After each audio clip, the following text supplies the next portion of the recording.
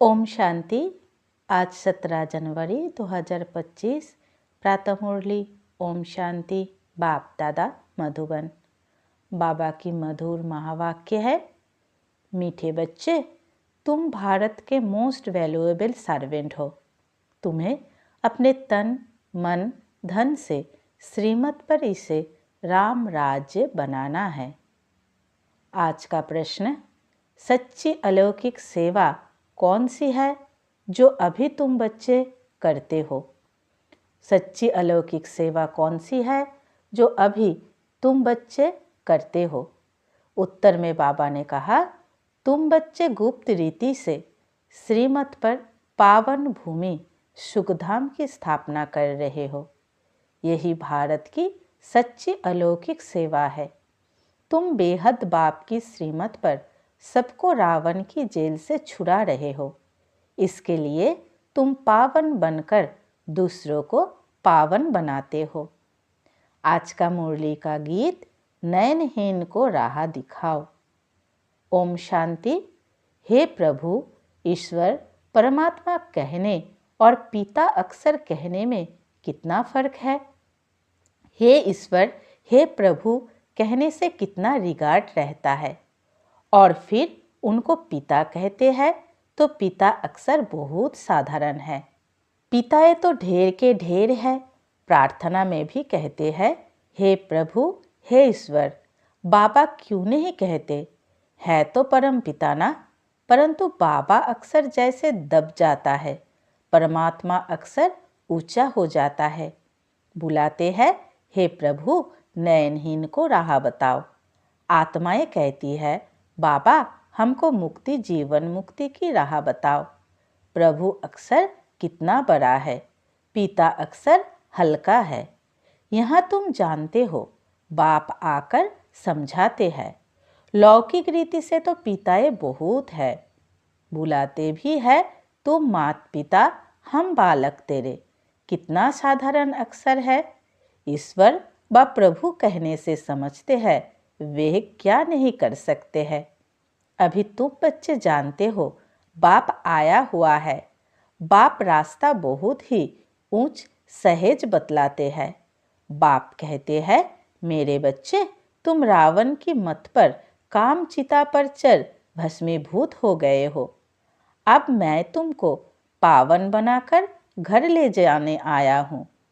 बाप को बुलाते भी इसलिए है कि आकर पतित से पावन बनाओ। बाप कहते हैं, मैं आया हूँ तुम्हारी सेवा में। तुम बच्चे भी सब भारत की अलौकिक सेवा में हो, जो सर्विस तुम्हारे सिवाय और कोई कर नहीं सकते। तुम भारत के लिए ही करते हो। श्रीमत पर पवित्र बन और भारत को बनाते हो। बापू गांधी की भी आस थी कि राम राज्य हो। अब कोई मनुष्य तो राम राज्य बना ना सके, नहीं तो प्रभु को पतित पावन कहे क्यों बुलाते? अब तुम बच्चों को भारत के लिए कितना लब है। सच्ची सेवा तो तुम करते हो, खास भारत की और आम सारी दुनिया की। तुम जानते हो, भारत को फिर से राम राज्य बनाते हैं, जो बापूजी चाहते थे। वह हद का बापूजी था, यह फिर है बेहद का बापूजी। यह बेहद की सेवा करते हैं। यह तुम बच्चे ही जानते हो। तुम्हारे में भी नंबरवार यह नशा रहता है कि हम राम राज्य बनाएंगे। गवर्नमेंट के तुम सर्वेंट हो। तुम दैवी गवर्नमेंट बनाते हो। तुमको भारत के लिए फकूर है। जानते हो, सतयुग में यह पावन भूमि थी, अब तो पतित है।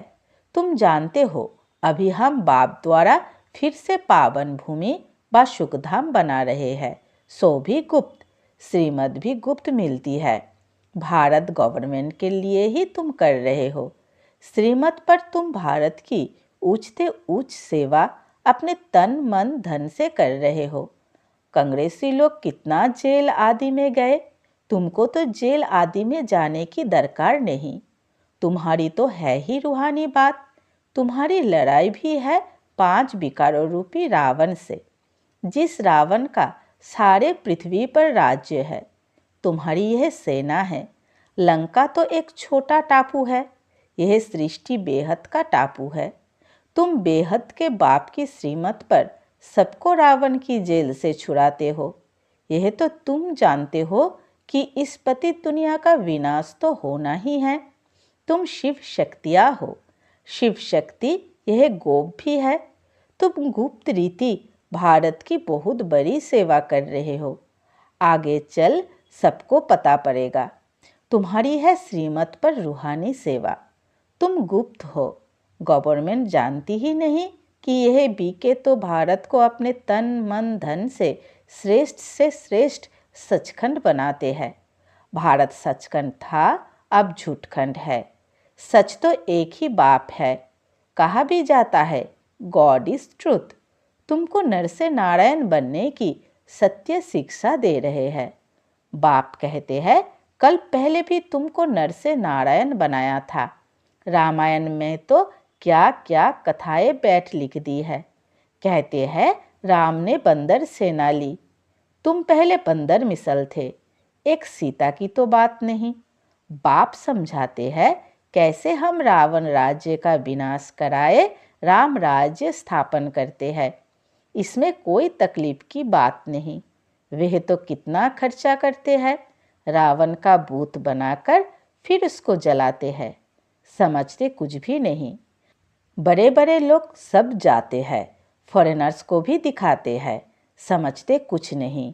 अभी बाप समझाते हैं तो तुम बच्चों को दिल में उमंग है कि हम भारत की सच्ची रूहानी सेवा कर रहे हैं। बाकी सारी दुनिया रावण की मत पर है, तुम हो राम की श्रीमत पर। राम कहो शिव कहो, नाम तो बहुत रख दिए हैं।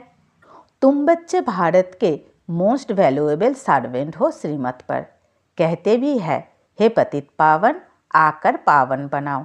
तुम जानते हो सतयुग में हमको कितना सुख मिलता है, कारून का खजाना मिलता है। वहाँ एवरेज आयु भी कितनी बड़ी रहती है। वे है योगी, यहाँ है सब भोगी। वे है पावन, यह पतित। कितना रात दिन का फर्क है। श्री कृष्ण को भी योगी कहते हैं, महात्मा भी कहते हैं, परंतु वह तो सच्चा महात्मा है। उनकी तो महिमा गाई जाती है सर्वगुण संपन्न, 16 कला संपूर्ण। आत्मा और शरीर दोनों पवित्र है। सन्यासी तो गृहस्थियों के पास विकार से जन्म ले फिर सन्यासी बनते हैं। यह बातें अभी तुमको बाप समझाते हैं। इस समय मनुष्य तो है अनराइटियस, अनहैप्पी। सतयुग में कैसे थे? रिलीजियस, राइटियस थे, 100% सॉल्वेंट थे, एवर हैप्पी रहते थे। रात दिन का फर्क है। यह एक्यूरेट तुम ही जानते हो। यह किसको पता थोड़े ही पड़ता है कि भारत हेवन से हेल कैसे बना है। लक्ष्मी नारायण की पूजा करते हैं, मंदिर बनाते हैं, समझते कुछ भी नहीं। बाप समझाते रहते हैं। अच्छे अच्छे पोजीशन वाले जो है बिरला को भी समझा सकते हो। इन लक्ष्मी नारायण ने यह पद कैसे पाया, क्या किया जो इन्हों के मंदिर बनाए हैं। बिगाड़ ऑक्यूपेशन जाने, पूजा करना भी तो पत्थर पूजा अथवा गुड़ियों की पूजा हो गई। और धर्म वाले तो जानते हैं क्राइस्ट फलाने समय पर आया, फिर आएगा। तो तुम बच्चों को कितना रूहानी गुप्त फकूर होना चाहिए। रूह को खुशी होनी चाहिए। आधा कल्प देह अभिमानी बने हो। अब बाप कहते हैं अशरीरी बनो, अपने को आत्मा समझो। हमारी आत्मा बाप से सुन रही है और सत्संगों में कभी ऐसा नहीं समझेंगे। यह रूहानी बाप रूहों को बैठ समझाते हैं। रूहों ही सब कुछ सुनती है ना। आत्मा कहती है मैं प्राइम मिनिस्टर हूँ, फलाना हूँ। आत्मा ने इस शरीर द्वारा कहा कि मैं प्राइम मिनिस्टर हूँ। अभी तुम कहते हो हम आत्मा पुरुषार्थ कर स्वर्ग का देवी देवता बन रही हूँ। अहम आत्मा मम शरीर है। देही अभिमानी बनने में बड़ी मेहनत लगती है। घड़ी घड़ी अपने को आत्मा समझ बाप को याद करते रहो तो विकर्ण विनाश हो जाए। तुम मोस्ट ओबीडियंट सर्वेंट हो, कर्तव्य करते हो गुप्त रीति से। तो नशा भी गुप्त चाहिए। हम गवर्नमेंट के रूहानी सर्वेंट हैं, भारत को स्वर्ग बनाते हैं। बापूजी भी चाहता था नई दुनिया में नया भारत हो, नई दिल्ली हो। अभी नई दुनिया तो है नहीं, यह पुरानी दिल्ली कब्रिस्तान बनती है, फिर परिस्तान बनना है। अभी इनको परिस्तान थोड़ी ही कहेंगे। नई दुनिया में परिस्तान नई दिल्ली में तुम बना रहे हो। यह बड़ी समझने की बातें हैं। यह बातें भूलनी नहीं चाहिए। भारत को फिर से सुखधाम बनाना कितना उच्च कार्य है। ड्रामा प्लान अनुसार सृष्टि पुरानी होनी ही है।